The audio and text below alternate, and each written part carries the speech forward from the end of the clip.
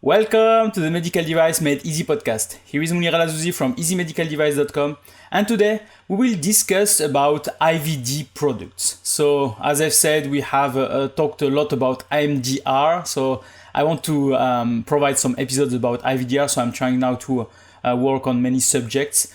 And the first subject I wanted to introduce is mainly the classification and why this change, just the change of classification, will make, if I can say, the whole in vitro diagnostic industry really struggling because really there was a big change which there is a cascade, if I can say. There is really a cascade change because this change made that there is a lot of things that will be changing afterwards, so which can create a lot of problems. And I wanted just to follow up on that with you. And so we will really discuss about why the in vitro diagnostic industry should really start or should really accelerate their transition to this new regulation, so the IVDR 2017-746, which is the new regulation which will replace the in vitro diagnostic directive, which is 9879 EC. So as I've said, I want really to focus on one thing, which is the classification.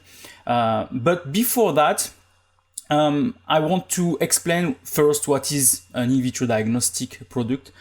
So mainly we have had, I have already made some definition about a medical device, and you have to understand that the in vitro diagnostic products are a subclass, if I can say, of medical devices. So it is also a medical device, but which has a specific function.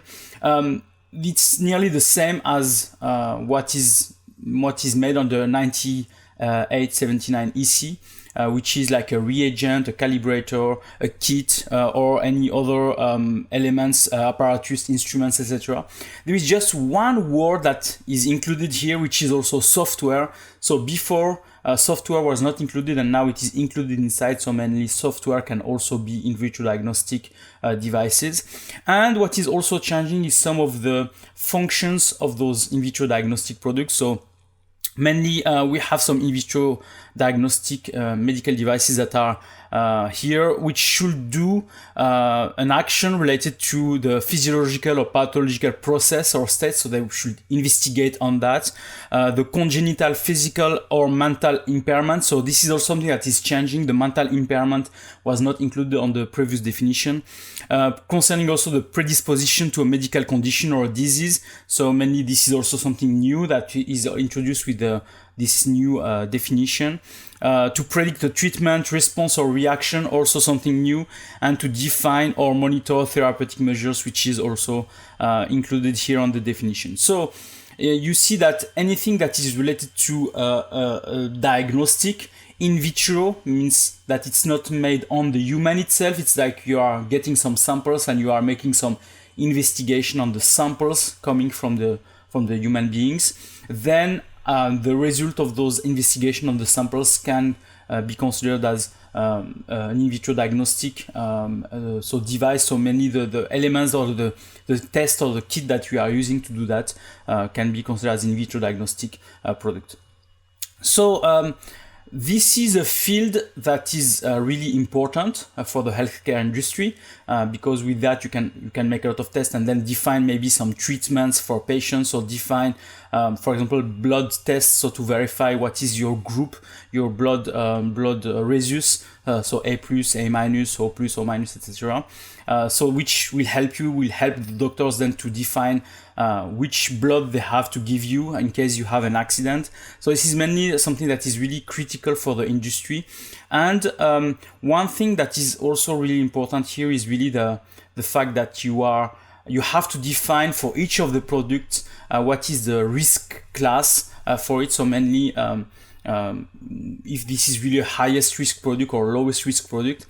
And this is something completely new with the new in vitro diagnostic regulation, because before that, what we were doing is more like using a list-based approach. So mainly the list was like list one is product that will be, for example, here it says related to determination of blood groups and the identification of markers for various blood-borne pathogens like the HIV, like some viruses, etc. that were used. So this was products that were on the list A.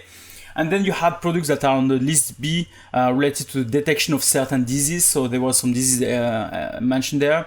Then there was also some classification like devices that are here for self-testing. And we have made an episode about self-testing with Eric Volbrecht. So you can also have a look at it. And then we had all the other devices there. So mainly the idea here was to say, if my product is on a list, then I have to do some actions.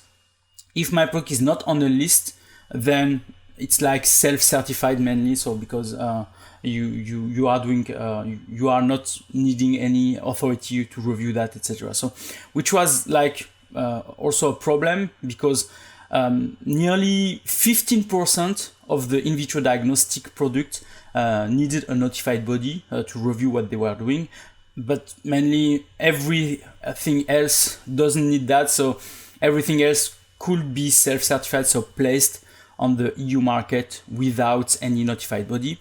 And now it's completely the reverse. We have now a risk class based, which is exactly the same methodology as what is used with the EU MDR. So mainly with the EU MDR, you have 22 rules, and you have to go through each rule and define if your product is following a certain rule. And each rule says if your product is following this rule, then it is a class. So with the MDR, it's class 1, class 2A, class 2B, or class 3.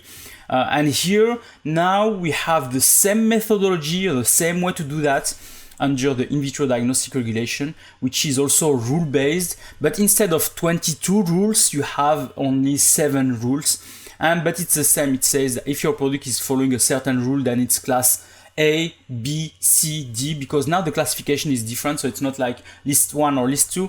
It's class A for lowest risk, with a product with the lowest risk, and class D with product with highest risk. So what is also great is that there is a different nomenclature related to MDR. So you have the MDR, which is says class 1, 2A, 2B, and 3. And you have the in vitro diagnostic regulation, which is class A, B, C, D. So how this classification was how those rules were defined. So mainly there was a document, which is the IMDRF principle of IVD classification document, that was created.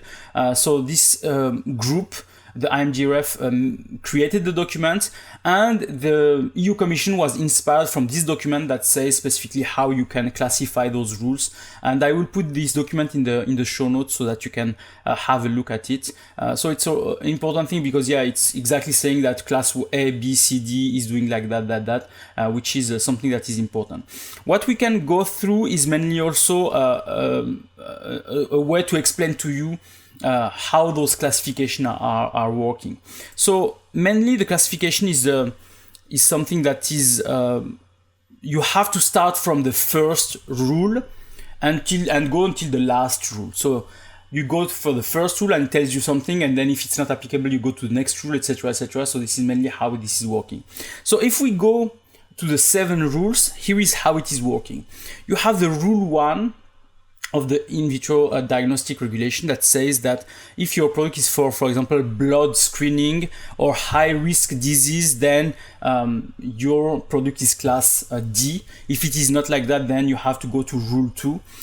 When you go to rule 2, it says if your product is for blood or tissue compatibility, so mainly to define that there is a compatibility between two humans in terms of maybe of donation, for example, then if it is yes, it is class C. But if it is a high risk blood groups, so I suppose there is some rare blood groups, then it is class D. So it's also something that is important. There is some exceptions on the rules. Then if it is no to the rule 2, then you go to rule 3, etc. So rule 3 is for infectious disease, for cancer testing, for companion diagnostics, which is also something quite new here. We'll talk about that later. For genetic testing, for congenital screening, then it is class C. If no, then you go to rule 4, etc., etc., and you arrive here until rule 6, for example, which says if none of the previous rules were applicable, then it is class B. And if it is, and then there is the rule 7, which is the last rule, which says if your product is kind of a control solution, control device. So it's mainly when you are making some tests, you have the sample and you have the control to verify that you are maybe above or below a certain limit on some materials, and then the control solution or product will be class B also. So here, when you do all this classification, then you arrive to a letter. So as I've said, class A, B, C, D. And what you have to understand is that there is, all the products that are under class B, C, and D need a notified body. And only the products that are under class A doesn't need a notified body. And here, for example, the products that are under class A are the products that are specific IVD reagents. So the reagents are some mixture or solution that are used for some tests, some instruments that are used, also specimens, some receptacles, so the things that are receiving the samples. These are class A, and these don't need a notified body, but all the rest, nearly all the rest, need a notified body. So this is why, as I was telling you, before there was like 15% of the products that really need a notified body because they were under the list A or B, 1 or 2. But now mainly a small piece of the products are really under class A, which means that those products doesn't need a notified body and all the rest need a notified body. And this is something that, as I've said, is changing completely the environment for in vitro diagnostic because as I've said, we need now notified bodies to regulate all those products. As of today, if we look at the in vitro diagnostic directive, we have 18 notified bodies that can certify your products, your in vitro diagnostic product, the 15% of the products that are under in vitro diagnostic directive. If you are looking now at the in vitro diagnostic regulation, there is only, as of today, only 4 notified bodies that can regulate your device. And we have until next year, May 26, 2022, to start the application of the in vitro diagnostic regulation.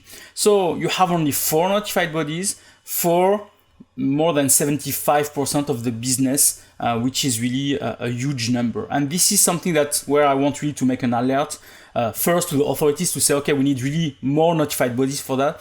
And second to the manufacturers that say, okay, we have time. We have still 1 year. No, you don't have 1 year. You have, because everybody will be rushing at the same time. So please try to be ready by now. Already try to choose from those 4 notified bodies if they are available to help you, because mainly those 4 notified bodies will be, if I can say, also having a bottleneck. They will not be able to absorb all the manufacturers. So you have to start your transition now. So I don't know where you are in your transition, but it's something that is really, really important for you to consider. What is also important to understand is that, for example, before you had some products that were not with a notified body, like let's take some examples like the COVID testing. So COVID testing, when used, so just maybe some precision, when used by professionals, not self-testing, because anything that was self-testing under the in vitro diagnostic directive, you need a notified body. Everything that is used by a professional, so the professional is making the test for you, then it is self-testing.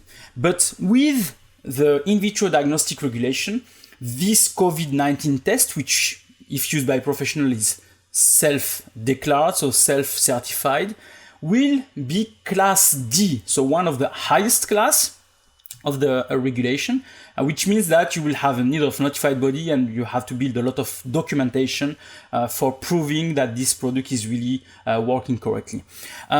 So this is one example. So it means that you have maybe a lot of products that are actually manufactured today that don't need a notified body, but there will be really a wall on the 26th of May 2022 where they will need a notified body and people will not be able to move forward without that. Because if you don't have a certificate, actually a notified body certificate, there is no transition for you.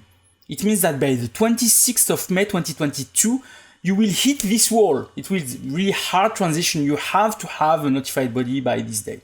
And as I've said, it's really a challenging situation actually with 4 notified bodies with a lot of manufacturers. I don't have the count, so I cannot tell you there is this amount of manufacturers or products with a lot because as I've said, as it was not a regulated area with a lot of self-certification, so there were a lot of manufacturers that were placing devices on the market because it was easier for them. There was no evaluation by anybody, and then it was easier for them to do that also without all the documentation, because they will say, oh, it's self-certification, so I can do whatever I want. If I can say nobody is really looking at what I'm doing. Now it will be the invert. They will not be able to sell their products at all by this date if they are not certified by a notified body. And this is really the danger here. The danger can be for these manufacturers, but also for the patients that will have to get still the diagnostic, to have still to be able to understand what is their health situation, the physiological process or state, if there is some congenital disease or whatever. If they cannot receive those information, it can be also some issue for them, some maybe life-threatening issue. So it's why manufacturers also have to take their responsibility and try to do everything so that they can place their device on the market. Another category of products is, for example, the companion diagnostics. I remember we discussed that also with Maurizio Zuppo on the podcast, where we discussed about the fact that companion diagnostics were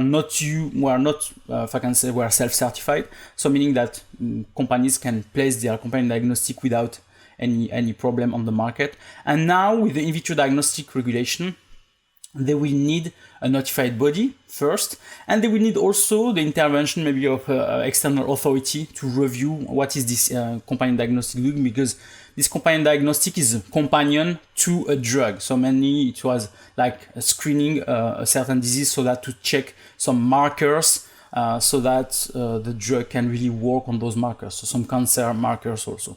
So it's the same. It was self-certified before, and now you will need the intervention of a notified body, which can be really something that is a problem, and we can maybe have some disruptions of those products on the market just because of that. Usually the pharmaceutical companies are subcontracting those kind of companion diagnostic to some other companies, so they are not placing those devices on the market by themselves. They just ask somebody else to supply them those companion diagnostics. So those drug companies should also push their subcontractors to transition to in vitro diagnostic regulation, so that they can continue to supply their companion diagnostic without any problem. So this is really something that is an alert. This episode is mainly an alert. What I will try to do is to provide you more information about in vitro diagnostic, because we have still 1 year, but this year will be really tough. And with the coronavirus situation, we had already some issues in terms of MDR to get certified. There is some virtual audits that are happening. I mean, if possible. So what we don't want is that next year there will be also the same situation with the in vitro diagnostics. So let's start now this journey. I will place also more and more on my shop some templates for in vitro diagnostic regulation and also in vitro diagnostic directive, so that you can also start the transition of your products. But if you need any support for this transition, so don't hesitate also to contact me. We can try to find a solution for you and try to place, if I can say, to create the right documentation for you, because it's something that is really urgent, so that you can really be able to place your device on the market. So don't hesitate to contact. In terms of the episode, so one of the episodes that I'm preparing now is about the performance evaluation. It's something that is really important also, that you are evaluating the performance. It's the same as the clinical evaluation for medical devices, but here it's more performance evaluation. So we have the plan and the report. So we'll be working on this episode, and we'll be providing that to you as soon as possible.